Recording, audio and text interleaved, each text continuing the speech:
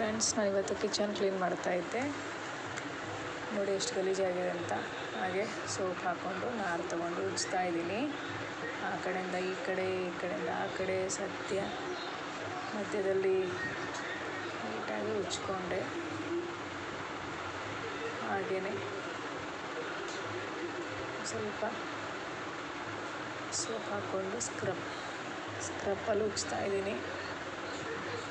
ಚಿಕ್ಕ ಕಿಚನ್ ಆಗಿರೋದ್ರಿಂದ ಅವಾಗೇ ಕ್ಲೀನ್ ಮಾಡಿಕೊಂಡ್ರೆ ಚೆನ್ನಾಗಿರುತ್ತೆ. ಯಾವಾಗ ಗಲೀಜಾಗುತ್ತೋ ಅವಾಗ ಕ್ಲೀನ್ ಮಾಡ್ಕೋಬೇಕು. ಹಾಗೆ ಟೈಲ್ಸ್ನ ಒಂಚೂರು ನೀಟಾಗಿ ಕ್ಲೀನ್ ಮಾಡಿಕೊಂಡೆ. ಚಿಕ್ಕ ಕಿಚನ್ ಆಗಿರೋದ್ರಿಂದ ಮಾಡ್ಕೊಳ್ಬೇಕಾಗುತ್ತೆ. ಒಂದು ಕೈಯಲ್ಲಿ ಫೋನ್ ಹಿಡ್ಕೊಂಡು ಒಂದು ಕೈಯಲ್ಲಿ ಕಿಚನ್ನ ಕ್ಲೀನ್ ಮಾಡ್ತಾಯಿದ್ದೆ.